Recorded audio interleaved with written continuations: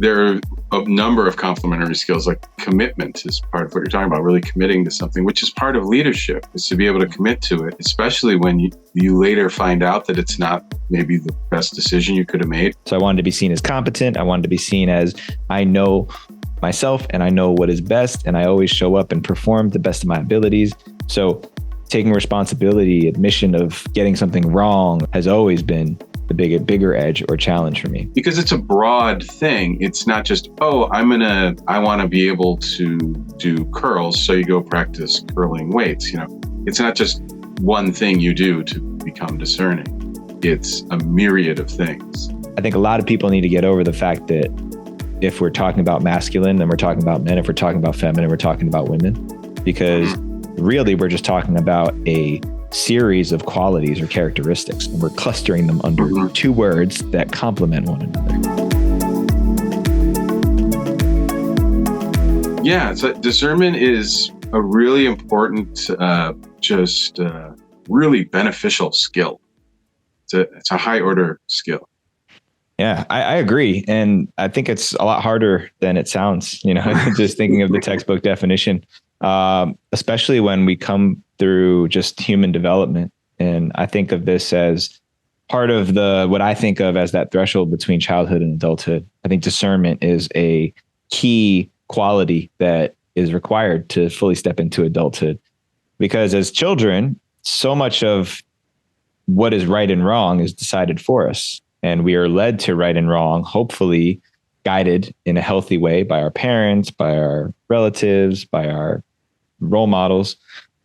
But I think rarely, especially in this society, we don't encourage enough for young people to begin just deciding for themselves. And because I think what we do is we help them to develop that moral compass, but actually taking that moral compass and applying it to difficult situations and circumstances in life. I know that for myself, that's something I felt like I wasn't really prepared for when I stepped into the world. And that sense of being faced with a difficult situation and realizing that I'm the one who has to decide what's right and wrong. I'm the one who has to decide what's the best decision, action for me to take, for me to do, what's the best thing for me to say. And at times in my life where I've had that impulse to look around and almost as though like I was looking to my parents or somebody else to tell me what's the right thing to do here. To me, that's an underdeveloped discernment, a skill of discernment. And so I wonder if you've also seen that or experienced that in your observations and your studies of men and masculinity. Yeah, absolutely. I experienced it myself when I was young. The younger you are, the less skill you're going to have at that, most likely, because experience gives you a lot of it. And also knowledge can help you discern more. And, we're all different, but so we develop at different stages and people can do things at different times. But yeah, I remember in some areas, my discernment was really good when I was pretty young. In some areas, it was terrible, and it took me years and years to cultivate those areas. And I see that with people too. It's actually a very underdeveloped skill in most people that I've worked with. It's something that they could really benefit from focusing on, because it's a broad thing. It's not just, I want to be able to do curls, so you go practice curling weights. It's not just one thing you do to become discerning. It's a myriad of things. So it's having a broad knowledge of things. It's having a lot of experience, different circumstances. Well, it also requires us to take responsibility, which is also, I think, an underappreciated quality of masculinity, underdeveloped in our society for sure.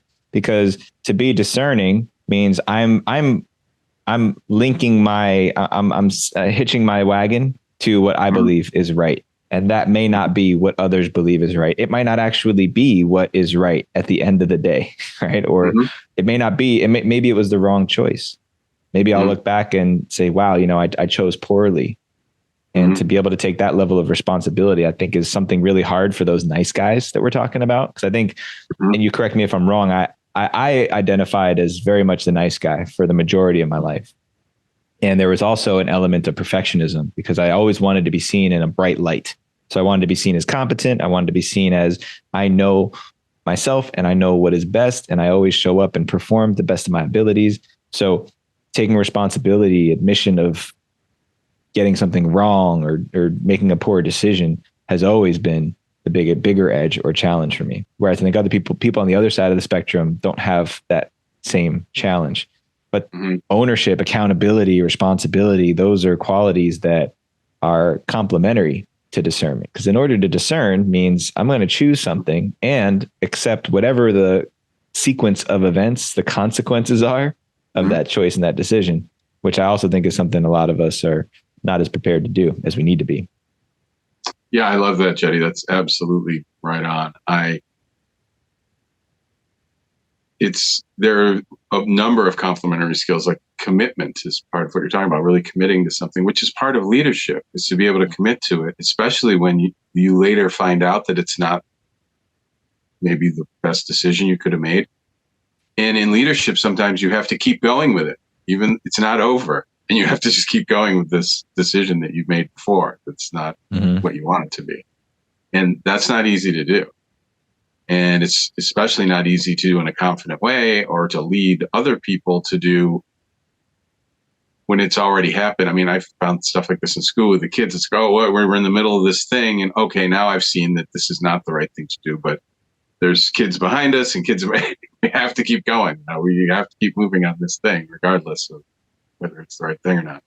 And to not show that to the other people that you're leading, so that you don't want them to scatter and get unconfident and afraid. So yeah, there's a lot of complementary skills that go along with that. Yeah, you brought up the C word. I think I'm noticing a pattern we're getting into here. We're talking about, at least for myself, what I think are a lot of the top underdeveloped qualities of masculinity in our modern society. So commitment. We've talked about discernment. We talked about responsibility. What is your definition of commitment? Well, another C word, consistency, is a big part of commitment. Because it can allow you to do that. But though commitment it's both an emotional thing and an intellectual thing. So it's an intellectual decision, but it's also an emotional connection, because you decide you're going to do something. In order to see that to its fruition, which a lot of things we do, especially as adults, can be long-term and can be very, very challenging. It can seem impossible at times. Whether you're in a relationship or starting a business or just in your career, things can be incredibly difficult. So to commit to that thing, your heart has to be in it. You have to have emotions connected to it. You also really, best case, are using your intuition to discern that it's the appropriate thing for you. I think back to discernment, intuition is a big part of discernment, is developing your intuition. So, and I think this has just come up in my head. I think I'm going to say it, it's a little bit off topic, but the qualities of masculinity that are very powerful that we're talking about now really require you to be able to use your intuition. So for this commitment, to really be committed to something, it takes you using your intuition. It also takes being aware of your emotions, which are traditionally, certainly in the West, in America, and most places, have been qualities associated with femininity in women, and even qualities that were ridiculed in women. So women are being accused of being too emotional, and kind of this complete ignorance of intuition itself, as if it's a fairy tale or some kind of fantasy, something that doesn't exist, or something just frivolous to be sloughed off.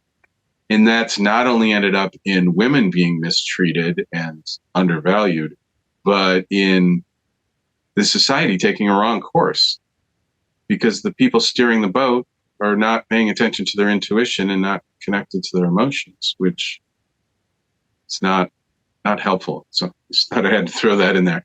I love that. Well, let's build off that a little bit, because that's another one of those taboo things to talk about is men and their emotions. And we've talked about it a lot on the podcast. So if there's anybody who listens to this may seem like something they've heard before.